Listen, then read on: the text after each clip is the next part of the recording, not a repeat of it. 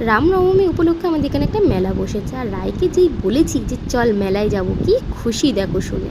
আর তার মধ্যে দেখাচ্ছে যে মামা দেখো আকাশে চাঁদটা কি গোল হয়েছে। তা কালকে সন্ধ্যাবেলাতে ওকে নিয়ে হাঁটতে হাঁটতে গিয়েছিলাম মেলাতে। দেখো লাইটিংটা মোটামুটি ভালোই করেছে, তবে মেলাটাতে সত্যি কোনো লোকজন ছিল না বললেই চলে, খুবই ফাঁকা। তো অনেক দিন পরও আমি গেছি যদিও।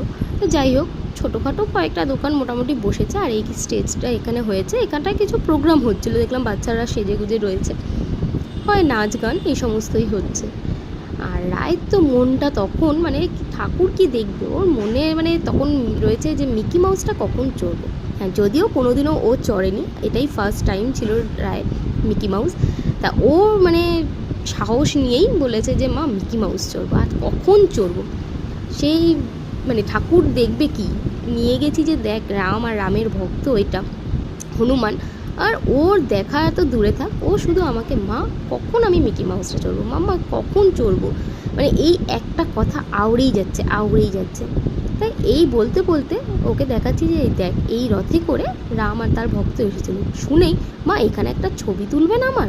ব্যাস যেই বলা সাথে সাথে দাঁড়িয়েও পড়া, ছবি তুলে নিল, নিয়ে এক ছুট্টে চলে গেল মিকি মাউস চড়তে। ও আর কোনো পেছন দিকে তাকানোর সিন নেই যে আমি চড়বো এখানে। আমি ঠিক আছে চড়বি তো বলছিস, যদি উঠে বলিস যে মাম্মা ভয় পাচ্ছি আমি আর চড়বো না নেমে যাব, তখন কিন্তু তোর পিট্টি হবে। এই শুনে বলছে না মা আমি এখন বড় হয়ে গেছি, আই অ্যাম 5 years old, মানে এই সমস্ত বলে আমাকে মানিয়ে। যাই হোক উঠেছে, হ্যাঁ সত্যিকারের কথা খুব মজা করেছে, তবে লাস্টে আর নামাতে পারছিলাম না, টানতে হিচড়ে একদম নামিয়েছি।